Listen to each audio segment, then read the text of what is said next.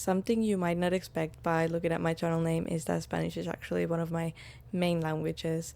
I'm half Dominican and half Finnish, and I'm living in Spain. So Spanish is a big part of my life. And by the way, welcome to my channel. Today we are reacting to Spanish was shocked by Spanish accent differences from Latin America. Yeah, as I was saying, Spanish is probably my strongest language, with Finnish, alongside with Finnish, and then English would be probably second. I still need to work on my English. I really do. But I mean, even watching these videos is helping me out a lot. But yeah, let's get into the video and see what it is, what's good. See what's good. Let's see what's good. I mean, in Latin America, we also do that. Like, la base de datos de video está siendo actualizada. Yeah, I love that. Can you say it one more time? Te echo de menos. Ay. Spanish, my mother tongue.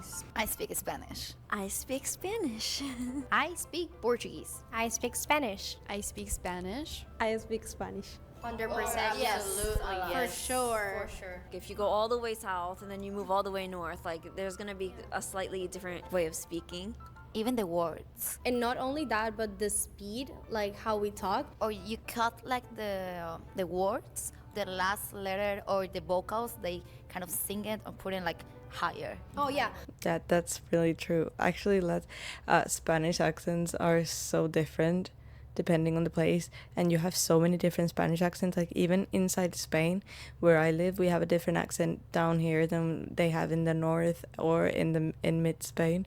And in Latin America, they're way different. Like how Dominicans speak versus how Cubans speak versus how Venezuelans speak. Everybody has, or if you're from Argentina, you speak differently, and they're very noticeable as well. Like I have a lot of friends that are from Argentina. I have friends from Colombia. I have friends from obviously from the Republic Dominican, and it's very distinctive. Like I can tell straight away where you're from. If you're from Latin America and you're speaking Spanish with me. We have that, like in my city, we tend to cut words of saying like para ti, we say like pa ti. So, and like, yeah, it's very deep. I think in Spain also they do that. Yeah, as we do. well. I'm from Brazil, so like we speak Portuguese is completely different from Spanish. Yeah. The biggest similarity when we're talking about Portuguese and Spanish, it's like vocabulary and also the grammar, for sure the grammar. But at the same time, like even if I do not study Spanish, like I'm not gonna be able to properly have a conversation. So yeah, Spanish, Portuguese are gonna vary a lot. We have different pronunciation. I've been to Portugal a few times. I love Lisbon. How do you say it in English? Lisbon. It's beautiful, but I cannot understand a word. Like it's completely different from Spanish. I would say it's a different language. In, for example, the letter C or S, or just cutting some words. How do you pronounce, for example, Barcelona? In Mexico, we pronounce like Barcelona. In Cuba, we say Barcelona. In Brazil, we would say Barcelona. In Colombia, we would say Barcelona. In Argentina, Barcelona. In Peru, Barcelona. It's the same. In this case, like everybody here sounds like s, and yours more like th. Yeah. Barcelona. But for example, yeah, as I That's said, true. in Spain, we also have some cities that say Barcelona too. But yes, the standard Spanish is Barcelona. Sounds fancy. I think like it's very interesting how actually the Spanish from Spain is like the original from our Spanish, but none of our like Spanish has that accent or pronunciation. So it's quite interesting how it actually changed.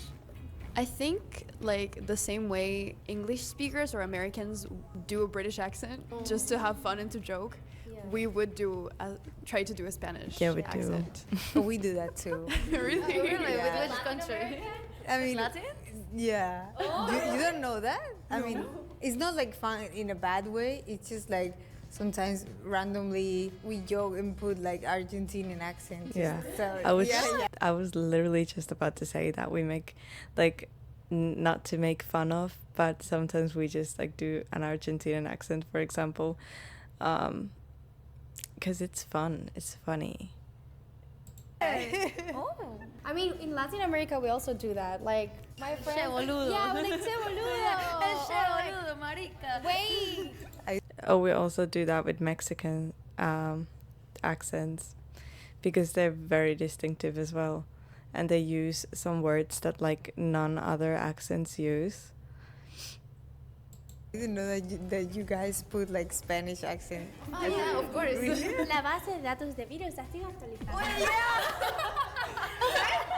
La vuelta en la rotonda. You put kind of like a sexy voice, like. Because usually that's the voice like in commercials or stuff like that. That's when it sounds. That's the one comes from in Spain. Google. When you put like Google Maps, da vuelta a la izquierda. Or like the GPS. The GPS. Or like For example, the word pollo in Spain we said pollo. What about your country? Oh, in Mexico we say pollo. in Cuba we say pollo. In Colombia, we say pollo. So in the capital of Argentina and Uruguay, we have seismo, which means that we pronounce the double L as sh sound. So we would say pollo. Yeah. In Peru, we say pollo. Most of them were similar. That's interesting because the Spanish one said it differently than I would say it. I would say pollo as well. Like I say, vamos a la tienda y compramos pollo. Pollo. I have that little but she might be from a different part of Spain as well. But for example, in Cuba, they said more like soft pollo. Wasn't there one place that used to say the LL sound with as J, like pollo? Because it's not such a strong sh like Argentina, but it sounds a little bit more like a J. It depends. For example, in the north of Mexico, maybe it's confused because, for example, I would say 8, that it's natural Spanish is ocho, and in Chihuahua, maybe they say ocho. In Spain, we pronounce this phrase as la taza es azul. That's like basic Spanish. In Mexico, we can pronounce like la taza es azul. In Cuba we say la taza es azul.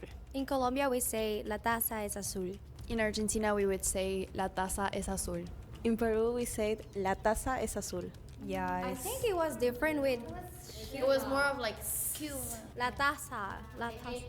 When we say es, instead of saying es, we just say eh. When you speak, I guess, like Cuban Spanish, like if we say, for example, escuela, Cuban people will say escuela. So sometimes we skip over that s and we just have a little like.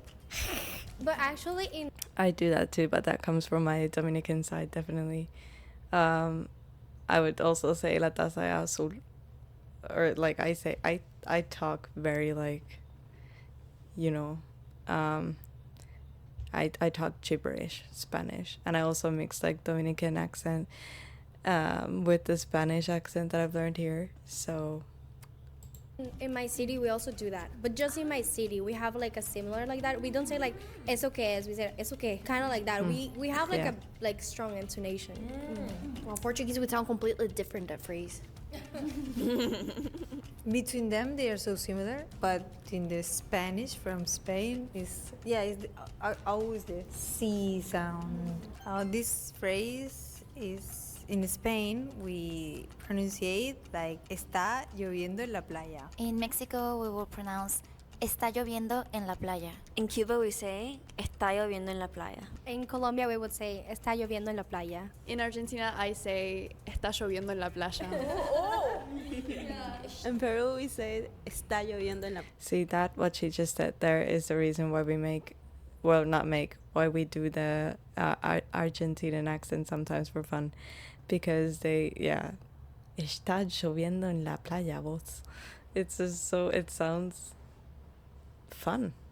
It sounds funny. I definitely sound most like the Cuban one, but then a lot of people say that Cubans talk like they have a potato in their mouth, and I definitely don't do that. But yeah. Playa. I don't know if you realize that, but I feel that this time now the LL sound is more like, some of you say more like yo, like not yo or yo, is more like yo. I think maybe because it's at the beginning of the word. Like when it's in the middle, I guess it kind of like changes. But if it's the starting one, it sounds a little bit different, I guess. And for example, now the Peru accent sounds like so soft. Yeah, I saw a video that you guys have like the most neutral Spanish in Latin America or something like that. I don't know. TikTok taught me that. TikTok University. In Spain, we usually say encantada, me llamo Julia. So maybe the more polite way to say it's un placer en conocerte. Mi nombre es Daphne. Yeah, there's a lot of ways to say it, but in Cuban Spanish, I would just say, buena, mi nombre es Aileen. That's formal? Placer. I use the formal. Actually, I use the formal. Yeah. Like, Yeah, I hear a lot just like, buenas, buena. In Brazil, in a very formal way, would say, é um prazer te conhecer. Meu nome é Julia. In Colombia, I think in like a formal way, we would say, es un placer conocerte, mi nombre es Scarlett. But like my city, I think we would say, me llamo Scarlett, es un placer. Just like that, very simple. I think in Argentina we would say un gusto de conocerte, me llamo Margarita, o me llamo Margarita, un gusto. In Peru we say un gusto conocerte, me llamo Victoria o soy Victoria. It's similar, I think. Yes, most of them is, like un placer, un gusto, encantado. I feel like we can say all of that way. For example, in Spain, I can say to like un placer conocerte instead of encantada. So Depends yeah, kinda also similar. on like the And I type only of said person one you are, what- pronunciation because that could be said in different regions really differently. But it's still similar to Spanish, honestly. It's just the R sound that is pretty difficult. So, like, if I would say the way I would say it, it would sound a little bit harder or way more different. Like, é um prazer te conhecer. Yeah. É um prazer te conhecer. Meu nome é Julia. It actually sounds More quite a like lot the like Texan Spanish. side of Brazil. In Spain, we'd say te echo de menos. Why? I've never heard that. that's so fancy. Like, so Yeah, I love that. Can you say it one more time? Te echo de menos. Ay. I actually didn't know that te echo de menos, like it means I miss you, was a Spanish thing until I said to my dad, te echo de menos, and he was like, what? Apparently what they use in the Republic Dominican, for example, is te extraño. So I'm pretty sure the Cuban one is gonna be te extraño instead of te echo de menos. We'll see. in Mexico, you would say te extraño. In Cuba, we would say te extraño. There are two main ways that we can say in Brazil. The first one would be eu sinto sua falta, or eu tô com saudade de você. Because like we What? have a word that there's no translation to any language so far that it like means the feeling of missing someone. It's like the belonging to someone or somebody or something. Can you Oh, repeat that's that? really sweet. It would be saudade, the word, and the whole phrase would be like eu sinto saudade de você. In Colombia, we I can understand that. If she says that slowly, she said eu siento, yo siento, I feel. Then the word ausage or whatever, sorry, which would probably be like the equivalent of miss. And then she said Whole phrase would be like eu sinto saudade de você. she was, which would mean like to you was. I mean, it's understandable, but it's way different from like regular Spanish, definitely. in Colombia we say te extraño or me haces falta. Oh. Me haces falta. In Argentina, we say te extraño. In Peru we say te extraño. If you told me that, I wouldn't understand in Portuguese. I would be like, are you saying that I'm strange? Like, am I strange? Yeah, I was expecting different, of course, but it was more different than I thought. Like even between you, that is still close because we are far in the map, but still, I like that we express a lot with our phrases. I think definitely Spanish accent. As soon as you hear it, you can know that they're from Spain because of that th, the Barthelona, the way you guys pronounce those letter combinations together. Yeah, of course it's different. For me personally, if someone from Spain speaks very quickly, I really have to focus to keep up because the accent can be, quite different from Cuba or, any other country. Yeah, but you can understand it. For example, if I speak Spanish like the way I speak normally, I have a little They're bit of also accent pretty, because, by the way. Oh my as I god. said, yeah, I'm from a different Like, part that is. Let's just take a second to look at these beautiful people. They're all so freaking pretty. just wow. They look like dolls. Not like straight Spanish. Yeah. But yeah, same. If you guys talk with your friends or family like super fast, I probably would be like, Yeah, it's like, wait, what is that? So today we compare the Spanish accent between Spain and Latins. If you like the video, please like, subscribe, and leave a comment. We'll see you soon. Bye. Okay, yeah, Spanish accents are like so fun when you know Spanish. I enjoy Spanish accents a lot, and yeah, I still like, because I'm not like, Spanish is not my main language, I still get influenced by different accents depending on the people who I'm with. That happens to me in English as well. Like if I hang out with a lot of British people, then I'll start speaking kind of like this. You know, I take influence from other accents that I hear, because when it's not your main language, you're still learning, you kind of just go with what you hear, and your brain tries to imitate the people around you. But Spanish it has so many accents. I'm like, English has a lot of accents too, though. I did a video on that, I think yesterday, and English does have a lot of accents too. But Spanish accents just sound super cool. Like they're just so different from each other, and they're just fun. I don't know. Accents are fun.